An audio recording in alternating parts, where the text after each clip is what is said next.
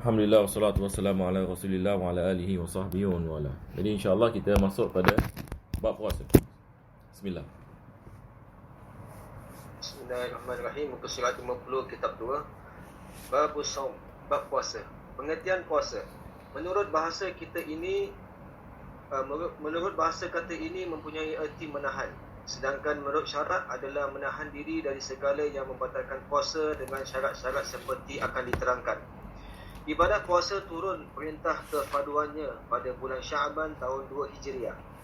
Puasa itu sendiri adalah termasuk di antara kekhususan umat Islam dan merupakan suatu ibadah yang telah maklum dalam agama secara pasti. Wajib mengerjakan puasa sebulan Ramadan sesuai kesepakatan ulama.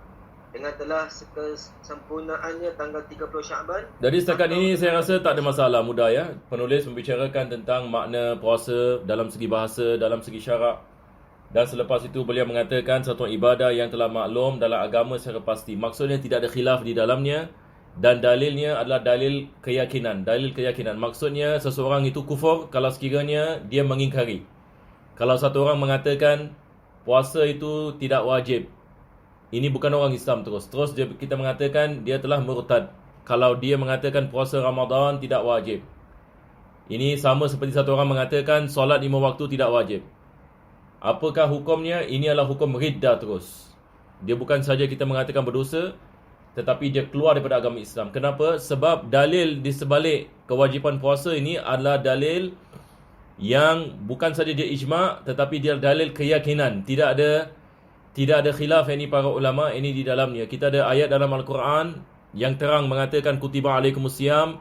Kita ada hadis Nabi SAW, bunyal islamu ala khams. Kita ada ijma' ini ulama. Maka ini yang dimaksudkan.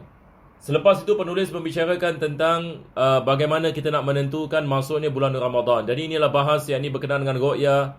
Dan beliau membicarakan tentang hisab dan syarat-syarat yang dibagi kewajiban. Nah, teruskan. Dengan telah kesempurnaannya tanggal 30 Syaban atau dengan adanya seorang adil sekalipun tertutup sifat adilnya yang melihat hilal, iaitu bulan sabit tanggal. Ini yang dimaksudkan dengan tertutup sifat adilnya, maksudnya dia adalah sifat adil yang zahir, bukan batin. Keadilan ada dua jenis, satu adil yang zahir, satu adil yang batin. Tapi sebelum itu kita fahamkan apa maksud adil di sini. Apa maksud adil di sini? Adakah maksudnya orang yang adil, yakni orang yang adil maksudnya dia dalam segi bahasa Melayu dia ada keadilan. Maksud adil di sini adalah seorang yang tidak melakukan dosa besar dan tidak melakukan dosa kecil dengan berterusan. Taib. Lepas itu kita ada adil yang zahir dengan adil yang batin. Ada orang kita lihat pada zahirnya dia adil, tapi pada hakikatnya kita tak tahu. Betul ke tidak? Pada zahirnya kita tak pernah dengar dia melakukan dosa besar. Pada zahirnya kita tidak melihat dia melakukan dosa kecil dengan berterusan. Ini yang dimaksudkan dengan keadilan yang zahir. Kita ada lagi satu jenis keadilan dikenali sebagai keadilan yang batin. Keadilan yang batin yang ini maksudnya kita mempunyai dua saksi ke atas keadilannya. Dua saksi. Yang ini kita mengambil saksi atas kawan baiknya. Kawan baiknya cakap apa tentang dia? Adakah dia seorang yang adil? Kawan baik yang sentiasa bersama dia mengatakan, ya betul, ini orang adalah orang yang adil. Begitu juga isteri dia mengatakan dia adalah orang yang adil. Ini adalah adil batin. Maksudnya tak orang sembarang tidak mengetahui. Tetapi hanya orang yang khusus hanya mengetahuinya. Maka dalam berkenaan dengan melihat anak bulan, kalau sekiranya seorang adil dia mengatakan saya lihat anak bulan, walaupun adil yang zahir kita terima, apalagi adil yang batin. Boleh insya-Allah, walaupun satu orang. Sebab Ibn Abbas radhiyallahu anhu dia melihat anak bulan pada zaman Nabi sallallahu alaihi wasallam dan Nabi menghukumkan puasa pada keesokan hari. Maka di sini ulama kita mengatakan walaupun satu orang tapi dengan syarat dia mesti adil. Ini yang dimaksudkan di sini, dia mengatakan dengan adanya seorang adil sekalipun tertutup sifat adilnya. Maksudnya di sini adalah dia adalah adil yang zahir walaupun. Boleh faham insya-Allah? Kalau kita tidak dapat lihat anak bulan, kita sempurnakan Syaban 30 hari. Keesokan harinya pasti kita mengatakan Ramadan. Teruskan. Setelah matahari terbenam, sekalipun dengan tertutup awan di langit, bila ia mempersaksikannya di hadapan qadi. Nah, dia mesti di hadapan qadi. Di sini untuk kita mengatakan wajib atas semua yang umat Islam di sebuah negeri, dia mesti dijatuhkan hukum daripada qadi. Ini bukan sembarang-sembarang satu orang dia melakukan pengisytirahan, dia mengatakan saya melihat yang ni anak bulan. Kalau dia melihat yang ni anak bulan, dia wajib dia puasa. Dan wajib orang yang merasakan dia ini cakap betul, wajib yang ni dia puasa. Tetapi dia tidak dijadikan hukum bagi semua yang di masyarakat Islam dalam sebuah negeri untuk melakukan puasa, melainkan kalau sekiranya hukum tersebut dijatuhkan oleh qadi. Nah, teruskan. Persaksian tersebut memakai lafaz, saya bersaksi bahawa sungguh saya telah melihat hilal, atau saya bersaksi bahawa sungguh hilal telah tampak. Belum cukup dengan saya bersaksi sesungguhnya besok adalah bulan Ramadan. Persaksian tersebut tidak diterima kecuali disaksikan persaksiannya oleh orang adil lainnya. Nah, jadi ini kita faham ya. Satu orang yang ni dia mengatakan saya bersaksi besok Ramadan. Kenapa yang ni? Kenapa dia mengatakan sedemikian? Ini kita tak tahu yang ni apa sebabnya. Mungkin yang ni dia ada dengar orang lain mengatakan sedemikian. Tapi beza kalau dia mengatakan saya bersaksi saya lihat anak bulan. Ini kita mengatakan sekarang dia bersaksi yang ni dia lihat, dia sendiri yang ni lihat yang ni anak bulan. Maka di sini kita mengatakan ini baru baru yang ni betul. Nah, kalau tak yang ni pada persaksian yang tidak diterima, melainkan yang ni dengan adanya yang ni dua orang saksi yang mengatakan apa yang disaksikan oleh orang ini adalah dia lihat yang ni kepada anak bulan. Nah, teruskan. Dan wajib puasa dengan adanya persaksian bahawa melihat hilal Ramadan oleh seorang adil di hadapan qadi. Lalu sang qadi mengatakan hilal telah tetap bagiku. Maka tibalah kewajipan berpuasa atas segenap penduduk daerah yang hilal nampak di sana. Nah, jadi boleh faham insya-Allah ya. Tak perlu saya syarah. Dari ini seperti mana kita mengatakan qadi jatuhkan hukum. Khalas. Dia ada orang lihat anak bulan dan qadi sabit. Yang ini mengatakan orang ini orang adil. Jadi qadi mengatakan saya jatuhkan hukum esok wajib puasa. Di sini kita mengatakan semua yang ini orang dalam daerah itu ikut kepada matlak. Ini yang akan disebut nanti. Semua yang wajib melakukan puasa. Saya puasa diwajibkan. Nah. Seperti halnya kekuatan hukum ketetapan qadi atas persaksian di hadapannya, iaitu adanya berita mutawatir bahawa hilal telah nampak, sekalipun datangnya dari orang kafir, sebab hal tersebut telah memberikan pengetahuan yang pasti, dan juga adanya perkiraan bahawa telah masuk bulan Ramadan berdasarkan tanda-tanda yang jelas yang biasanya tidak keliru. Misalnya, dengan melihat lampu-lampu yang digantung di atas menara. Orang fasik, budak dan orang wanita yang melihat sendiri adanya hilal Ramadan wajib mengerjakan puasa.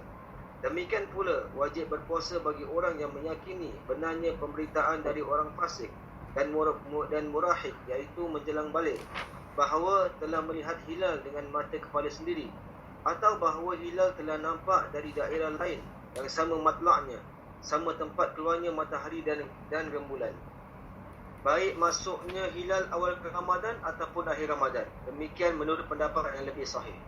Dan dari di sini dia mengatakan kalau sekiranya ada jemaah yang ramai yang melihat anak bulan, walaupun daripada orang yang bukan Islam, tapi dia masih sampai kepada had mutawatir. Mutawatir ini maksudnya dia adalah bilangan yang mana kita tidak dapat kira. Maksudnya bila kita lihat ini sekaligus, kita tidak dapat tahu ini berapa banyak. Maksudnya jumlah yang banyak. Kalau semua mereka mengatakan kita lihat ini kepada anak bulan, maka qadi boleh menjatuhkan hukum.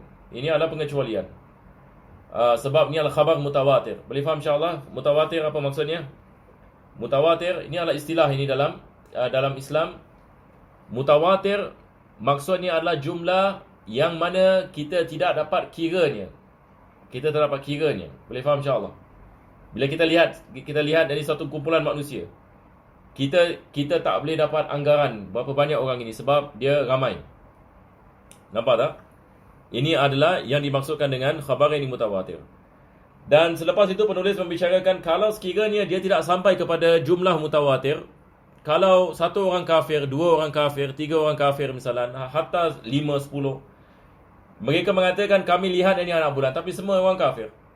Ini tidak boleh dijadikan ini hukum ini bagi qadi untuk menjatuhkan.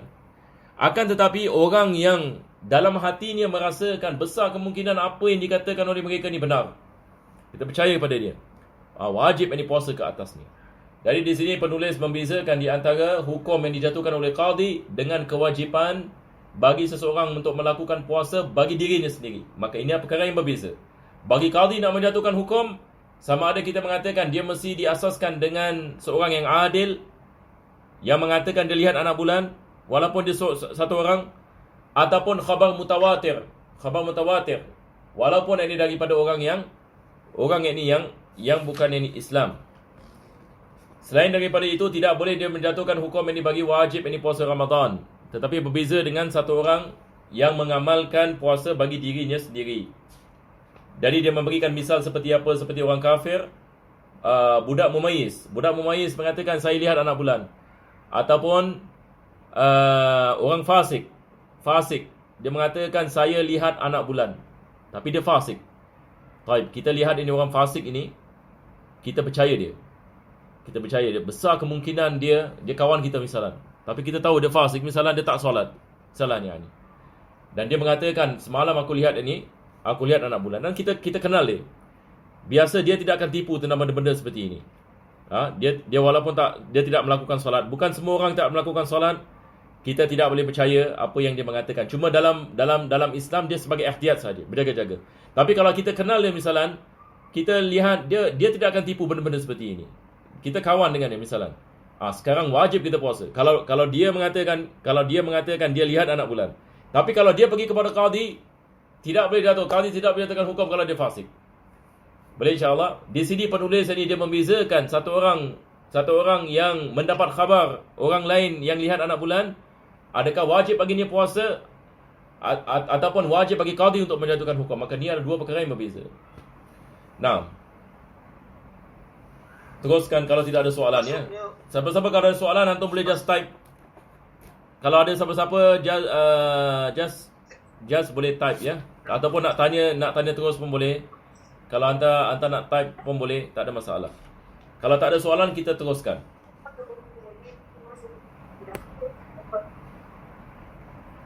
Maksudnya waktu puasa. Menurut pendapat yang muktamad bahawa baginya bahkan wajib baginya berpedoman pada tanda-tanda masuknya bulan Syawal jika memang meyakini benarnya tanda-tanda tersebut. Demikian menurut fatwa guru kita Ibnu Ziyad dan Ibnu Hajar, sebagaimana pula pendapat segolongan ulama muhaqqiqin. Apabila orang-orang yang melakukan puasa sekalipun berdasarkan ru'yah seorang lelaki adil, maka mulai habis puasanya setelah 30 hari berpuasa sekalipun mereka tidak melihat hilal tanggal 1 Syawal serta tiada awan di langit, kerana telah sempurna hitungan 1 bulan berdasarkan hujah syari'iyah. Apabila seseorang berpuasa Ramadan berdasarkan ucapan orang kepercayaan, kemudian setelah 30 hari ternyata tidak terlihat hilal sedang cuaca bersih, maka tidak boleh mulai berbuka dari puasa. Apabila saksi ruqyah mencabut persaksiannya setelah orang mulai berpuasa, maka tidak diperbolehkan membatalkan puasanya. Nah, di sini penulis perkara yang sama. Ini adalah berkenaan dengan apabila habisnya Ramadan. Apabila yang ini habisnya Ramadan.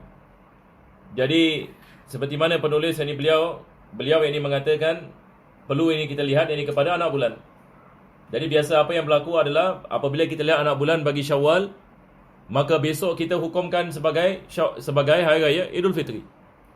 Maka tidak boleh kita melakukan puasa. Tetapi kalau sekiranya kita tidak melihatnya, maka sama juga dia balik ini kepada 30 hari. Dia balik kepada 30 hari. Boleh insya-Allah? Nah, teruskan. Apabila ru'yah telah terjadi pada suatu daerah, maka akibat hukumnya berlaku pula untuk daerah lain yang berdekatan, bukan yang berjauhan. Anggapan jauh ditetapkan berdasarkan adanya perbezaan masali. Demikian menurut pendapat Matali'. Okey, ini antum nak kena underline ya. Ini adalah pendapat yang mu'tamad dalam mazhab Syafi'i. Boleh semua underline? Ini anggapan jauh ditetapkan berdasarkan adanya perbezaan matali'. Dia ta ya, matali'. Kalau antum lihat dalam bahasa Arab dia dekat tepi, dia mengatakan wa yusbitul bu'du bi ikhtilafil matali'. Jadi boleh antum underline ini. Ini kita dalam mazhab Imam Syafi'i, kita berdasarkan kepada matali'. Matali' ini dialah jamak bagi matla'. Matla'. Apa maksud matla'? Maksudnya kalau zaman sekarang mungkin kita mengatakan time zone. Sekarang misalan apabila matahari terbit,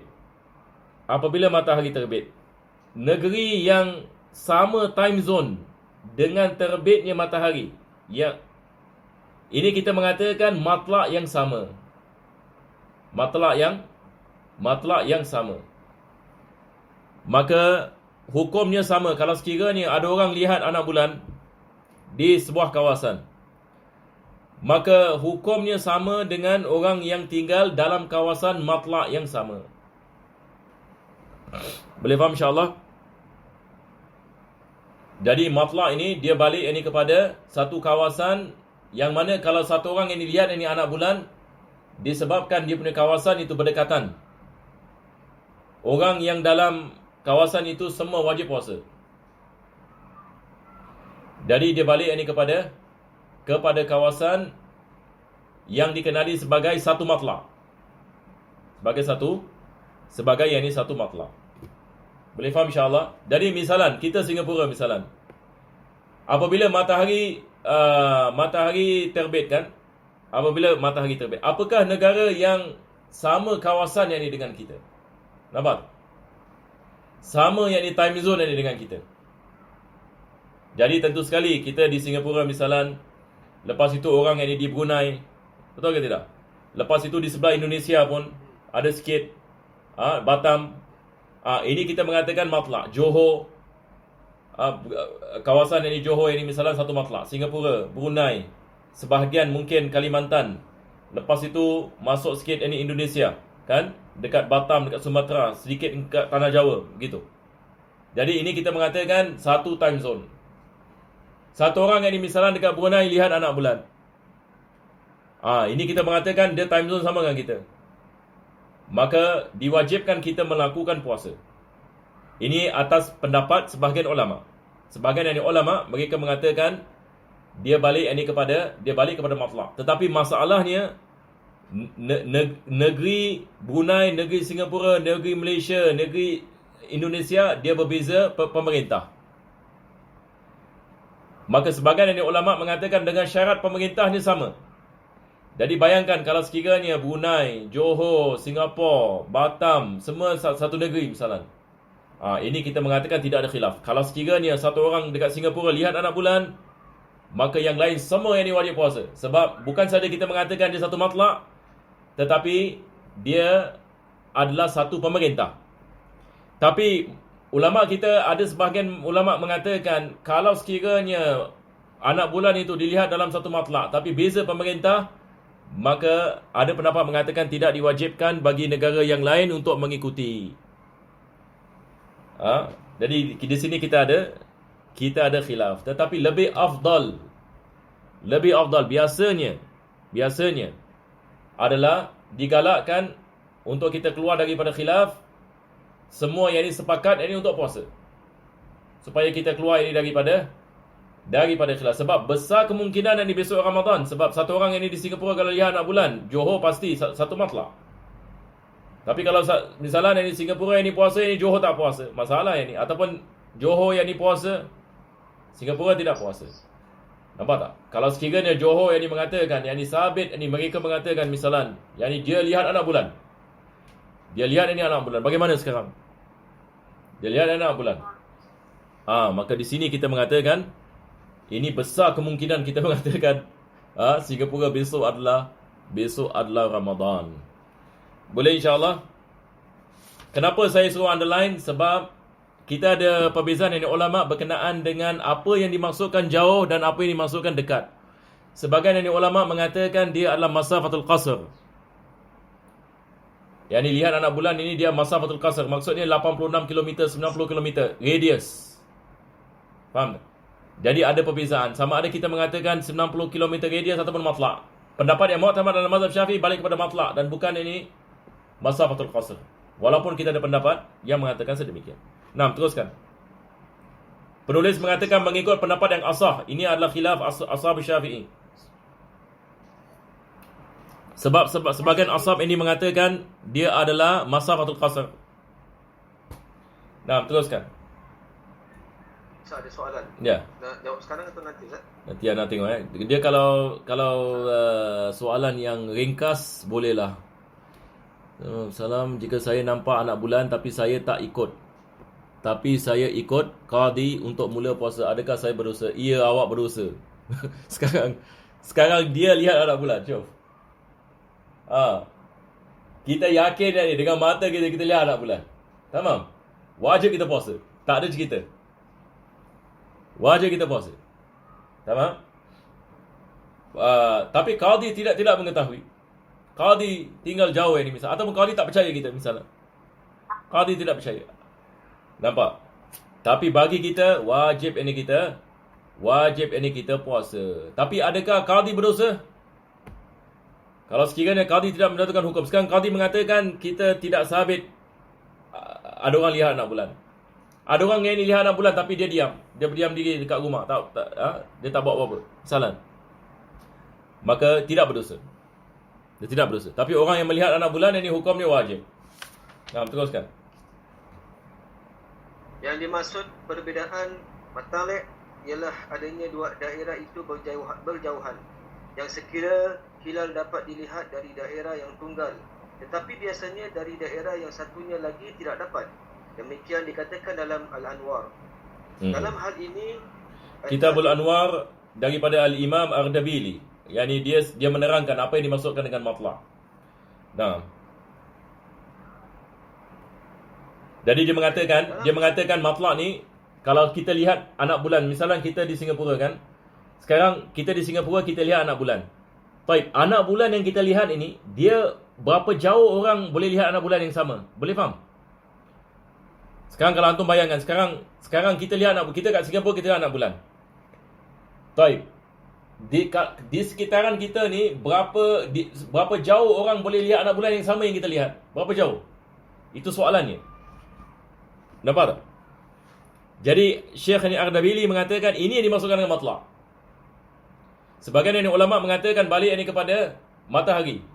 Dia mengatakan matla' maksudnya yakni berapa jauh anak bulan ni dapat dilihat. Semua yang mengambil hukum yang sama. Aywa, teruskan.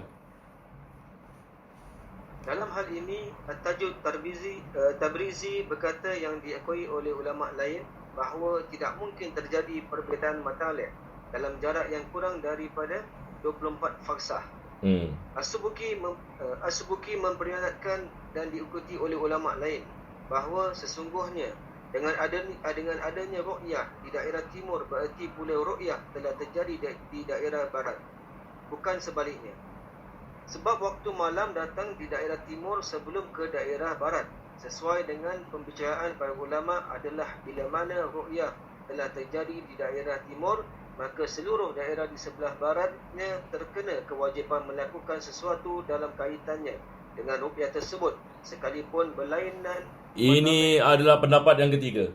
Pendapat yang ketiga yang mengatakan kalau sekiranya anak bulan itu dilihat pada timur, maka negara yang ada di timur wajib melakukan puasa, dan begitu juga negara yang barat yang datang selepasnya juga diwajibkan puasa walaupun berbeza matla'. Jadi di sini penulis ini menukilkan khilaf ini tentang perkara ini. Jadi pendapat yang pertama mengatakan dia mesti matla' yang sama. Ada pendapat yang saya mengatakan tadi, ini tak sebut dalam matan. Pendapat mengatakan masafatul qasr 86 km. Pendapat yang ketiga pendapat Imam Subuki. Ini Imam Subuki mengatakan walaupun berbeza matla' tetapi dia adalah kawasan yang sama, yang mana apabila matahari terbit maka semua yang di negeri yang ada pada kawasan itu dan datang selepasnya, maka diwajibkan mereka melakukan puasa. Nah, teruskan. Orang yang wajib berpuasa hanya diwajibkan kepada setiap orang mukallaf, iaitu orang yang balik, berakal, sihat, yang mampu melakukannya. Ini semua adalah syarat-syarat taklif, ya. Jadi tak perlu kita syarahkan.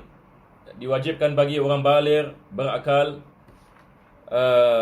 dan mampu melakukan. Kalau dia sakit misalnya, dia tak mampu melakukannya, maka puasa tidak diwajibkan dan dia wajib melakukan qada. Naam. Baik mampu secara kasar mata maupun secara hukum. Maka puasa tidak wajib bagi anak kecil dan orang gila. Juga orang yang tidak kuat berpuasa kerana telah lanjut usia atau sakit yang tidak bisa diharap sembuh kembali. Dan orang yang tak kuat ini terkena kewajipan membayar fidyah 1 mud berhari puasa. Juga tidak wajib atas orang yang sedang mengalami haid atau nifas kerana secara syarak dianggap sebagai tidak kuat berpuasa. Jadi ini adalah berkenaan dengan siapa yang wajib puasa, siapa yang tidak wajib puasa. Jadi penulis mengatakan puasa tidak wajib atas anak kecil dan orang gila sebab belum baligh, dan juga orang gila yang ni dia tidak berakal. Juga orang yang tidak kuat ini berpuasa, seperti orang yang sudah tua misalnya umur 90 tahun. Dia tak kuat berpuasa, maka hanya dia wajib bayar fidyah saja. Sebab dia tidak mampu melakukan puasa. Wanita dalam haid dan nifas tidak diwajibkan mereka melakukan puasa, tapi diwajibkan qada. Nah, teruskan. Ada soalan Ustaz baru masuk? Orang yang demensia dikira sihat akal ataupun tidak? Berkenaan dengan demensia ini kita kena lihat yakni bagaimana yakni demensia.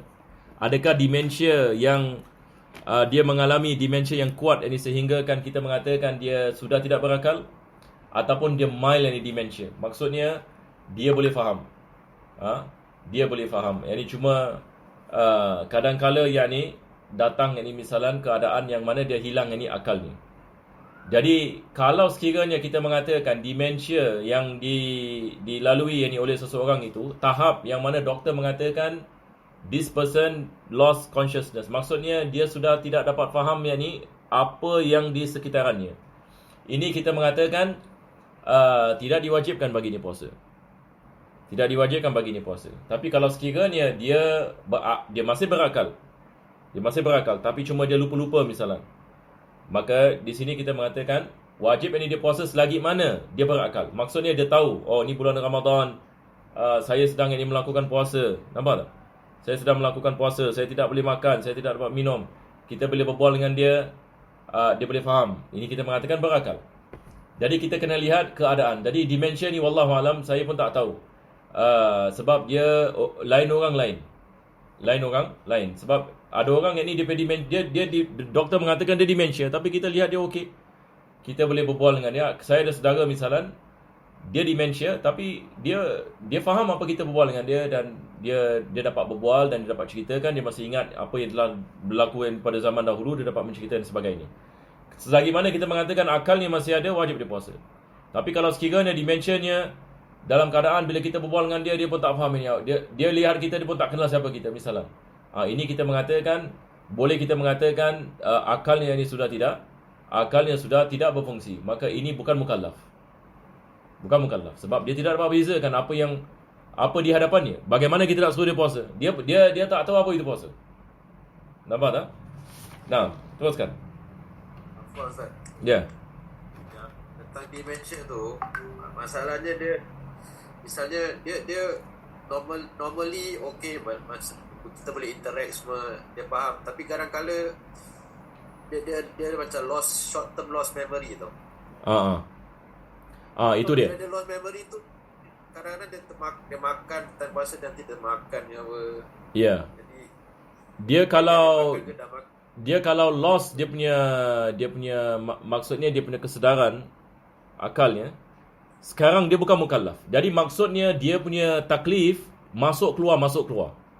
Boleh faham? Ya, betul. Maksudnya dia pada awal dia okey. Tapi kalau sekiranya in between datang, dimaafkan. Kalau dia makan misalan dan dia keadaan dia dah tak boleh ingat lagi, maka sekarang kita mengatakan dimaafkan baginya. Nampak tak? Jadi maksudnya di sini dia punya keadaan adalah dia on off. Sebahagian masa dia berakal, sebahagian masa tidak berakal. Dia hilang akal. Jadi masa dia berakal ini wajib dia melakukan ibadah. Sebab dia berakal. Dah masuk waktu solat ini misalan, yang ni dia tahu sekarang dah masuk waktu solat. Dia tahu dia kena solat misalan. Sekarang kita mengatakan wajib ini dia solat. Tapi kalau sekiranya misalan dia separuh hari hilang akal. Daripada pukul 12 petang sampai pukul 7 misalan. Dia hilang ini akal. Ini kita mengatakan dia bukan ini mukallaf. Daripada pukul 12 sampai pukul 7. Tapi pukul 7 datang balik. Sekarang kita mengatakan wajib ini dia melakukan ibadat solat dan sebagainya. Dan bagi yang ni puasa, batal puasa. Boleh faham insyaAllah? Sebab daripada perkara yang membatalkan puasa adalah apabila seorang hilang akal. Hilang akal membatalkan puasa. Jadi kalau kita mengatakan dimensionnya tahap, yakni dia hilang ini akal terus, ini pada hakikatnya puasanya batal. Boleh insyaAllah? Jadi dia seperti orang yang sakit. Yang ni maksudnya orang yang sakit ini tidak wajib dia puasa. Kalau sekiranya sakit itu mendatang. Tapi kalau tidak, maka asal hukum ini dia wajib puasa kalau akal dia masih berfungsi. Soalan, Ustaz. Ustaz, macam seorang orang Indonesia, walaupun dia tahu waktu solat, tapi kadang-kadang dia pergi solat dia, Ustaz. Macam solat maghrib, dia tak tahu berapa rakaat. Isyak, dia tahu Isyak, tak tahu berapa rakaat. Tapi dalam sekejap dia ingat balik.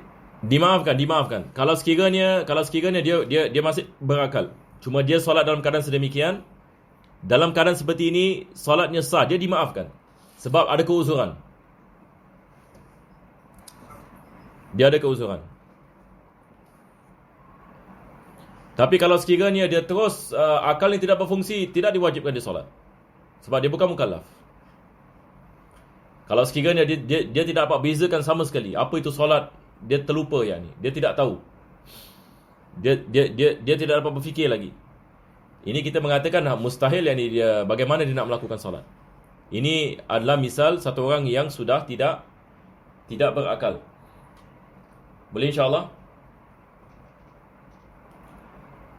Okey, tak ada apa-apa. Macam gini, dia tidak perlu untuk kadar puasanya kan Ustaz.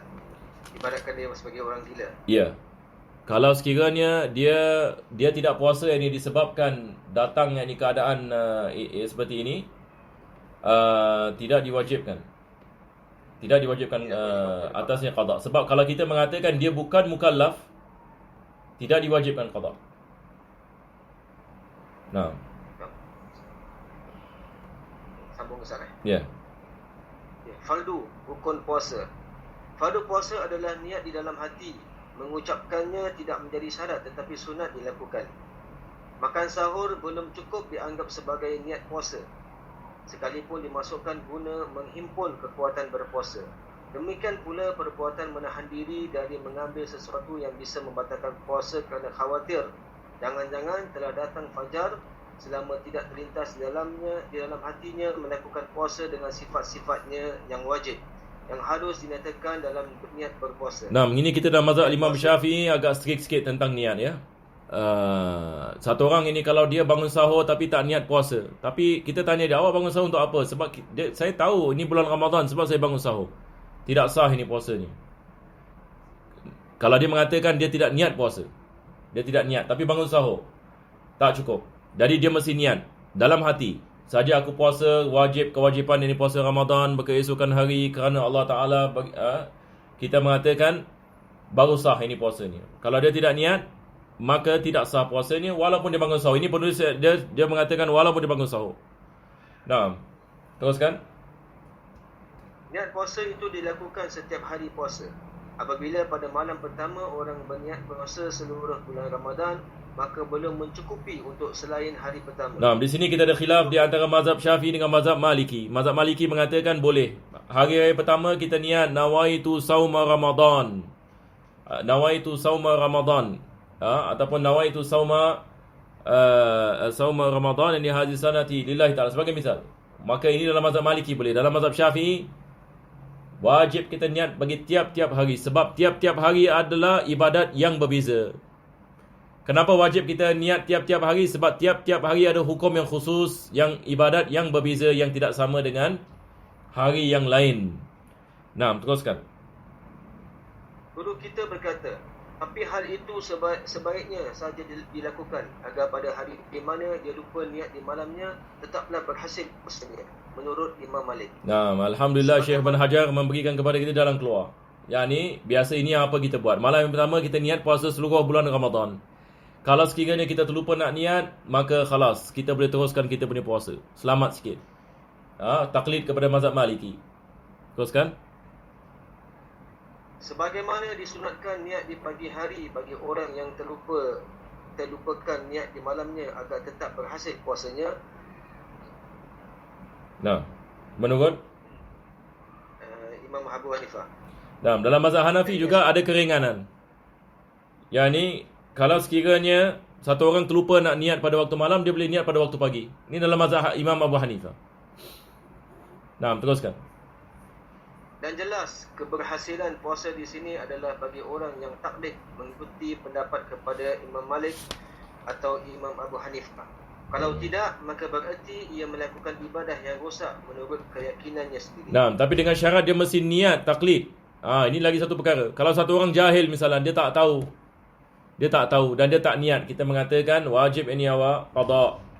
Wajib ini qada, puasa ini tidak sah. Di sini ulama kita mengatakan beza orang yang tahu dengan orang yang tak tahu. Beza. Hukum ini beza. Kalau sekiranya satu orang ini misalnya dia tidak niat tapi dia tahu, dia dah niat pada awal Ramadan, dia ikut kepada mazhab Maliki dan dia niat, dia taklid kepada mazhab Maliki. Ini kita mengatakan sah ini puasa dia. Tapi kalau satu orang ini dia tidak mengetahui dan dia tidak niat dan dia tidak ada niat ini taklid, maka sekarang kita mengatakan wajib dia melakukan qada. Nah, sebab nak melakukan taklid mesti ada ilmu, bukan sembarang-sembarang kita melakukan taklid. Rosak ini ibadat kita. Kalau sekiranya kita tidak ada niat, hatta niat ini taklid. Sama juga berkenaan dengan tawaf. Satu orang ini misalnya dia melakukan tawaf dan dia mengambil wudu dalam mazhab Imam Syafi'i. Dan selepas itu dia tidak mengetahui. Ada pendapat dalam mazhab Maliki, pendapat mazhab Abu Hanifah yang menyentuh wanita yang bukan mahram tidak membatalkan wudu. Dia tidak mengetahui. Selepas itu yang ini dia sentuh orang yang bukan mahram. Kita mengatakan batal yang ini wudunya. Batal yang ini wudunya. Sebab apabila dia tersentuh, dia tidak niat ini taklid sebelumnya. Dia tidak mengetahui. Boleh faham insya-Allah? Nah, teruskan. Untuk puasa fardu sekalipun puasa nazar atau kafarah atau istisqa yang diperintahkan oleh imam disyaratkan menginapkan niat, iaitu meletakkan niat di malam hari antara matahari terbenam hingga terbit fajar. Sekalipun itu adalah puasa anak memais. Nah, ini adalah berkenaan puasa wajib. Wajib kita niat pada malam hari. Tidak sah kalau sekiranya kita niat pada siang hari. Berbeza dengan puasa sunat. Puasa sunat kita boleh niat pada siang hari selagi mana kita tidak melakukan perkara yang membatalkan wudu. Sama juga dengan puasa nazar. Puasa nazar wajib. Puasa kafarah wajib. Maka wajib kita niat pada malam hari. Tidak cukup kita niat pada waktu siang. Walaupun ini bagi budak mumayyiz. Nah, teruskan. Guru kita berkata, kalau seseorang merasa ragu apakah niatnya terletak sebelum fajar terbit atau sesudahnya, maka tidak sah. Sebab hukum asalnya tidak terjadinya niat di malam hari. Kerana hukum asal segala hal adalah dengan diperkirakan pada masa terdekat. Lain halnya apabila orang niat puasa lalu merasa ragu-ragu apakah fajar telah terbit atau belum. Kerana dasar asalnya fajar itu belum terbit. Sebab hukum asal seperti di atas. Boleh faham insya-Allah semua? Boleh kita faham insya-Allah? Jadi di sini penulis mengatakan dia balik kepada hukum asal. Satu orang syak, dia ada niat ke tak niat? Asalnya dia tak niat. Asalnya dia niat ke tidak niat? Asalnya dia tidak niat, maka tidak sah puasa dia. Tapi kalau satu orang ini misalnya dia makan sahur, dia syak sama ada dah masuk subuh ke belum masuk subuh. Baik, sekarang kita menanyakan soalan. Asalnya dah masuk subuh ke belum masuk subuh? Asalnya belum masuk subuh, maka sah puasa dia. Nampak tak? Beza. Satu orang kalau buka puasa misalnya syak, dah maghrib ke belum maghrib? Dia buka. Batal puasa dia. Padahal kalau dia syak misalnya dah masuk maghrib ke belum masuk maghrib? Tak tahu. Dan dia makan. Kita mengatakan batal puasanya. Kenapa batal puasanya? Sebab asalnya belum masuk waktu. Asalnya belum masuk waktu. Beza dengan makan sahur. Satu orang makan sahur, dia syak, dah masuk subuh ke belum masuk subuh, dan dia makan. Ini kita mengatakan tidak batal puasa dia. Apa sebabnya? Sebab asalnya belum masuk waktu subuh. Ini dikenali sebagai al-istishab. Dalam ilmu usul kita panggil dia dalil istishab. Dan teruskan. Guru kita berkata, kalau seseorang merasa ragu, apakah polis semacam makan dan persetubuhan yang dilakukan setelah berniat tetapi belum terbit fajar adalah tidak membatalkan niat.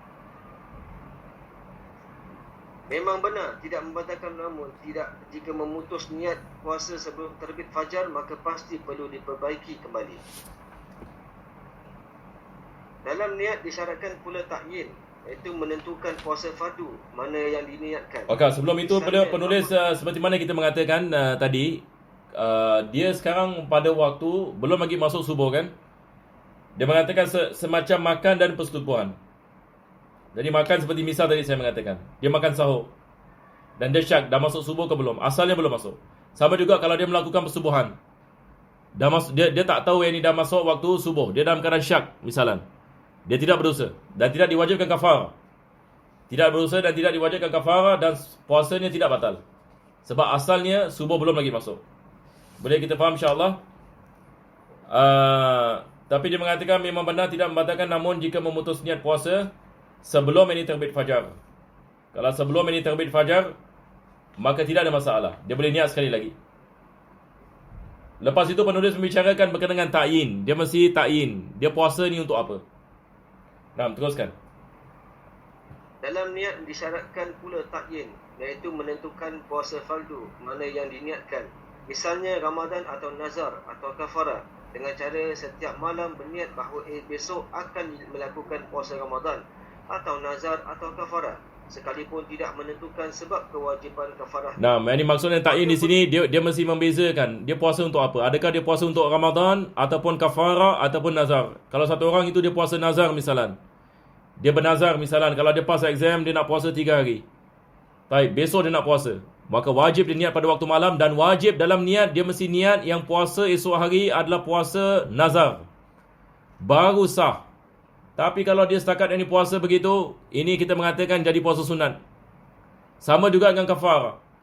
Dia ada kafarah misalan, nak kena bayar. Sama ada kafarah sumpahan, kafarah pembunuhan, kita ada kafarah puasa. Dia mesti niat kafarah walaupun dia tidak mengkhususkan ini kafarah apa. Adakah kafarah puasa ataupun kafarah sumpahan ataupun dan sebagainya. Boleh insya-Allah? Jadi wajib dia membezakan. Kalau tak, tidak sah. Dia menjadi puasa sunat. Bagi Ramadan, yakni dia tidak sah, wajib dia qada dan wajib dia imsak. Teruskan. Maka belum mencukupi puasa saja atau kefarduan waktu di mana puasa dikerjakan.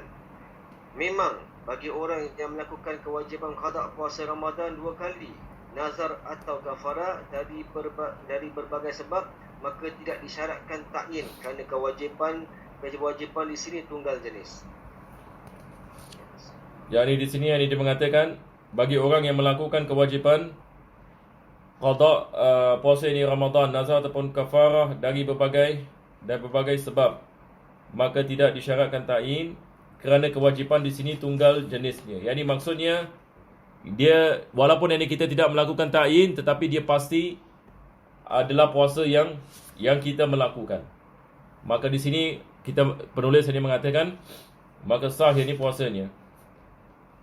Nah, teruskan. Ada soalan satu masuk Ustaz. Untuk niat sebulan bila yang patut kita niat taklid pada mazhab Maliki. Yang ni maksudnya bila kita niat puasa sebulan, kita mesti faham ini adalah pendapat dalam mazhab Maliki, itu saja. Jadi kita niat macam biasa. Kita niat saja, aku niat puasa bulan Ramadan tahun ini keseluruhannya. Misalnya pada malam yang pertama. Dan ini adalah pendapat dalam mazhab Maliki. Ini adalah pendapat dalam mazhab Maliki. Itu sudah mencukupi.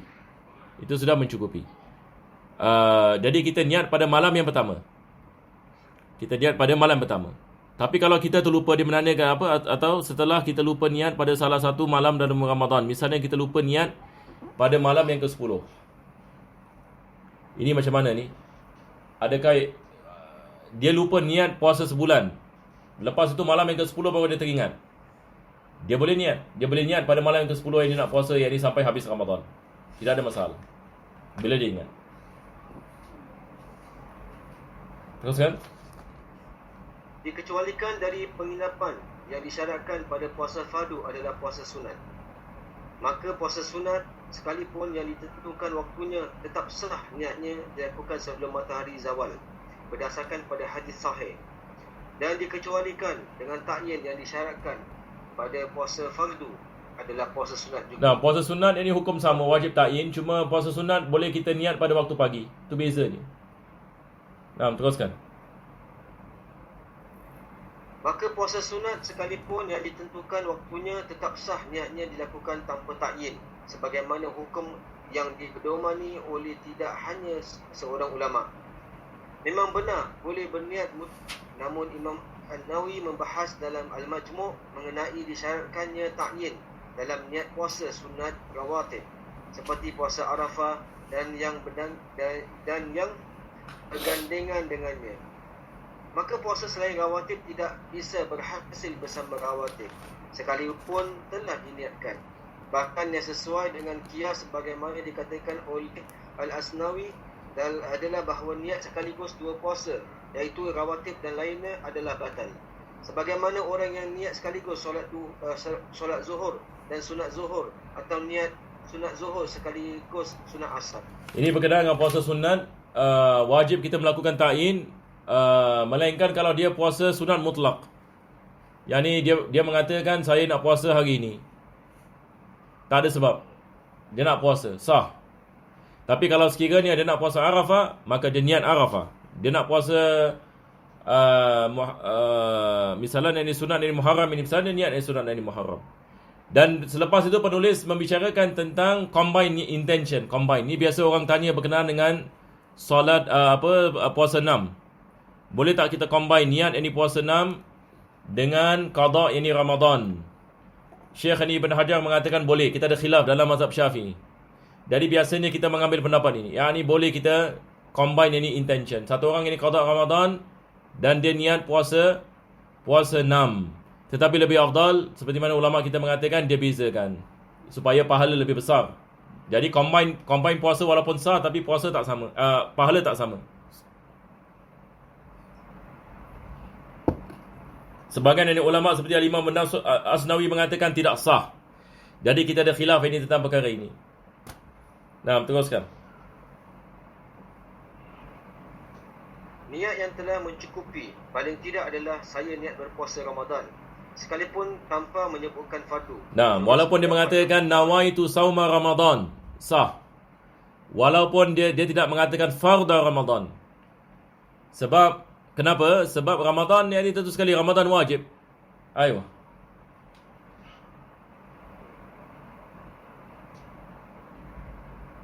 Menurut pendapat yang muktamad, sebagaimana dalam Al-Majmu' disahihkan oleh An-Nawawi sebab mengikuti kebanyakan ulama, kerana puasa Ramadan orang balik itu mesti fardu.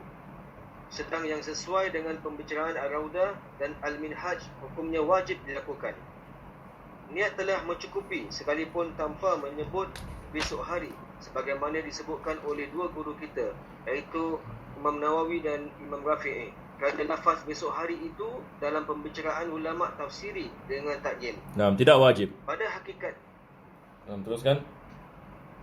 Pada hakikatnya, penyebutan besok hari itu bukanlah sebagai takyin. Oleh karenanya, hal itu tidak wajib dinyatakan secara khusus. Bahkan cukup dengan masuknya seseorang ke dalam bulan puasa yang diniatkan, kerana dengan cara begitu bererti telah ada takyin. Tetapi yang sesuai dengan pembicaraan guru kita, sebagaimana pula Al-Muzajjad adalah wajib menyebutkannya secara khusus. Nah, ini teruskan. Niat yang paling sempurna adalah saya niat berpuasa besok hari sebagai memenuhi kefarduan bulan Ramadan tahun ini kerana Allah. Kerana dengan ini disepakati Ini yang biasa kita amalkan kat Singapura kan. Nawaitu sauma ghadin an ada'i fardhi Ramadan hazi sanati lillahi ta'ala. Ini yang paling bagus. Nah, teruskan. Kata Ramadan ni dibaca dengan tanda kasrah kerana disandarkan kepada kata berikutnya. Ini ulama nahwu ini very particular.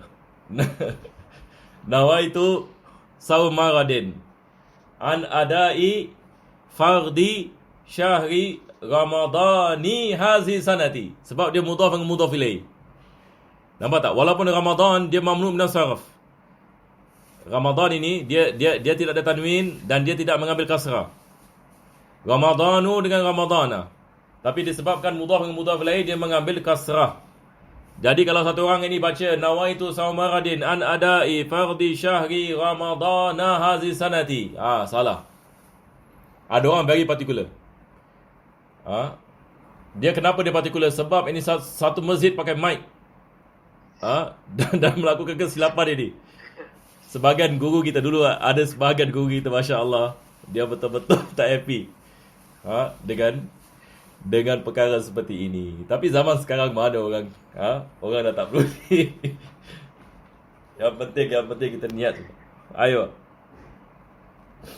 Al-Azra'i membahas bahawa jika seseorang masih berkewajipan puasa seperti puasa adat, misalnya qada bulan Ramadan tahun kemarin, maka wajib menyatakan adat atau menentukan tahun. Yang ni bila dia nak melakukan puasa, wajib dia mengatakan adaan ataupun qadaan. Ini adalah khilaf. Ini penulis membicarakan sebagian ulama, mereka ada pendapat yang ini berkenaan dengan kewajipan adaan ataupun qadaan.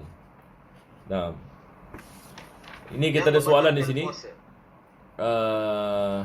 Assalamualaikum.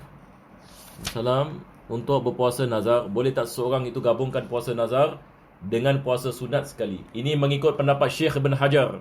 Sah. Boleh insya-Allah, tetapi mengikut pendapat siapa yang tidak sah tadi? Al-Imam Al-Asnawi mengatakan tidak sah. Aywa, teruskan. Yang membatalkan puasa. Batal puasa orang yang sengaja, iaitu bukan lupa bahawa sedang berpuasa sekalipun banyak melakukan semacam jima' atau makan. Yang mengetahui, bukannya tidak tahu bahawa apa yang dia lakukan itu membatalkan puasa kerana baru saja mengenal Islam. Jadi perkara yang membatalkan puasa adalah jima', memakan dan minum. Apa saja yang masuk melalui rongga yang terbuka, melakukan muntah dengan sengaja, jadi gila. Ini semua adalah perkara yang membatalkan puasa. Pingsan satu hari misalan. Ini adalah perkara yang membatalkan puasa. Tapi kalau sekiranya dia terlupa, dia makan terlupa, dimaafkan. Jima' terlupa, dimaafkan. Jadi syarat yang pertama penulis mengatakan kalau dia terlupa, dimaafkan. Yang kedua, dia mesti mengetahui. Satu orang kalau jahil, dia menyangkakan boleh jima' pada bulan Ramadan, juga dimaafkan.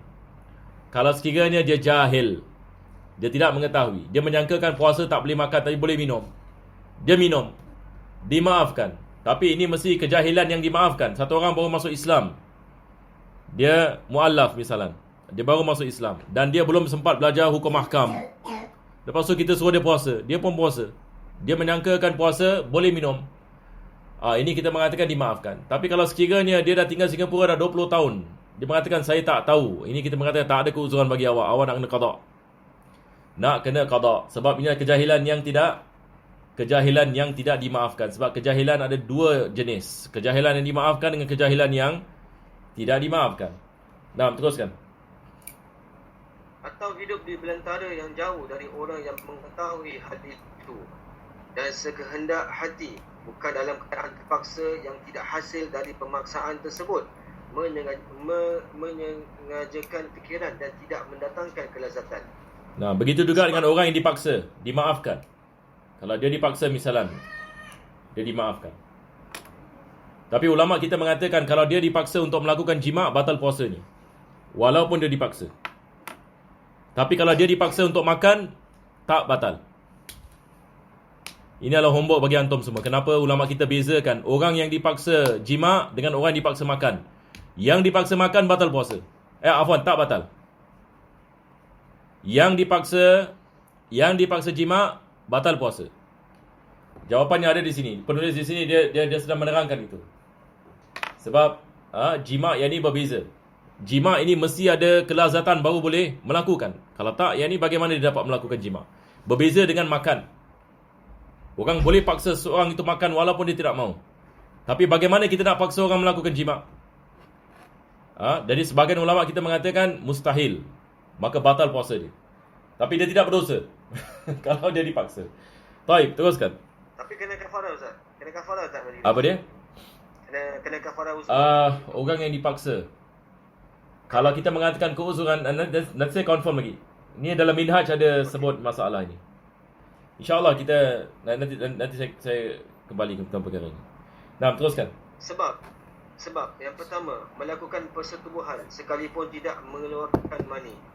Yang kedua, melakukan onani sekalipun memakai tangan sendiri atau tangan isterinya atau dengan persentuhan yang bisa membatalkan wuduk bila dilakukan tanpa penghalang. Puasa tidak batal sebab mencium atau merangkul wanita dengan penghalang, sekalipun berulang-ulang kali dan dengan syahwat atau penghalangannya tipis. Maka apabila seorang laki-laki merangkul atau mencium wanita dengan tanpa terjadi persentuhan sesama badan kerana ada penghalangnya di antara mereka berdua, kemudian mengeluarkan mani, maka puasanya tidak batal sebab tidak terjadi persentuhan sesama kulit. Sebagaimana ihtilam, iaitu keluar mani kerana bermimpi atau mengeluarkan mani yang disebabkan pandangan atau lamunan. Apabila sentuhan kulit dengan mahram sendiri atau rambut wanita bukan mahram kemudian mengeluarkan mani, maka puasanya tidak batal sebab perbuatan tersebut tidak membatalkan wudu. Keluar mani tidak membatalkan puasa, lain hanya menurut pendapat ulama-ulama mazhab Maliki. Nah, ini adalah berkenaan dengan melakukan onani. Satu orang itu dia sengaja mengeluarkan air mani, batal puasanya. Ataupun dia melakukan yang ini sesuatu dengan tangan ini isterinya sebagai misal. Ataupun dia mengenakan kemaluannya dengan yang ini sesuatu. Maka batal yang ini puasanya kalau keluar yang ini air mani. Tapi kalau sekiranya dia setakat melihat sesuatu dan keluar air mani, tidak batal puasa.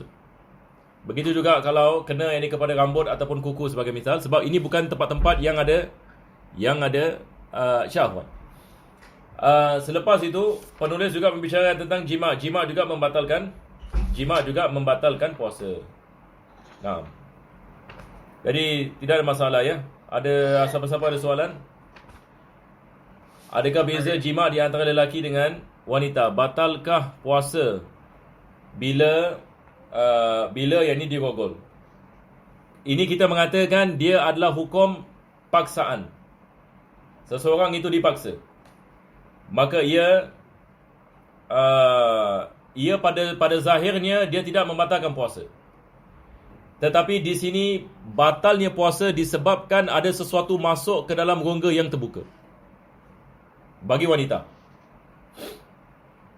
Dan kafarah tidak diwajibkan atas wanita. Sama ada mereka melakukan dengan sengaja ataupun dengan tidak sengaja ataupun dipaksa. Kafarah hanya bagi lelaki. Mungkin antum boleh tulis ini. Kafarah jima bulan Ramadan hanya diwajibkan bagi lelaki. Maksudnya kalau suami isteri melakukan jima pada siang Ramadan, kafarah dikenakan kepada suami, tidak dikenakan kepada isteri. Berkenaan dengan masalah rongga boleh faham insya-Allah ya. Batal puasa dia. Tapi batal puasanya disebabkan rongga ada sesuatu yang masuk ini ke dalam ini rongga yang terbuka.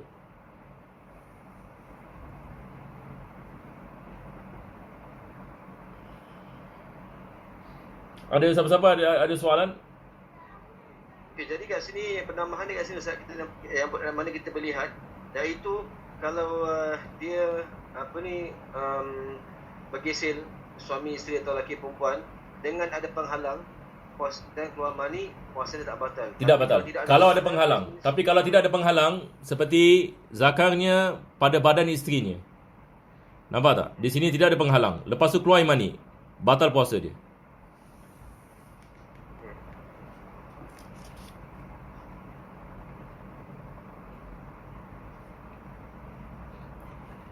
Sambung Ustaz. Kita sambung Saya rasa kita berhenti di sini sebab dah masa kan. Nampaknya Masya Allah panjang lagi ya. Banyak lagi. InsyaAllah mudah-mudahan ya. InsyaAllah. Ada sempat. Ada soalan di sini, mata bukan rongga yang terbuka. Dalam mazhab Al-Imam Syafi'i, mata bukan rongga yang terbuka. Air drop tidak membatalkan puasa. Air drop tidak membatalkan puasa. Ayo. Afwan, berkenaan dengan rogol saya silap dia tidak membatalkan puasa sebab dia dipaksa. Dia sama hukumnya dengan orang yang dipaksa memakan. Afwan. Saya silap tadi. Saya terconfuse dengan lagi satu masalah. Kalau berkenaan dengan kalau suami dengan isteri melakukan jima dengan tidak sengaja. Dengan tidak sengaja. Nampak?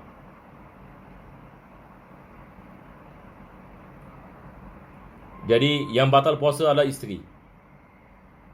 Kalau sekiranya dia teringat misalnya, sebab sesuatu sudah masuk dalam rongga yang terbuka, maka isteri batal puasa. Tapi kafarah tidak diwajibkan. Tapi beza dengan orang yang dirogol sebab dia dipaksa. Afwan ya.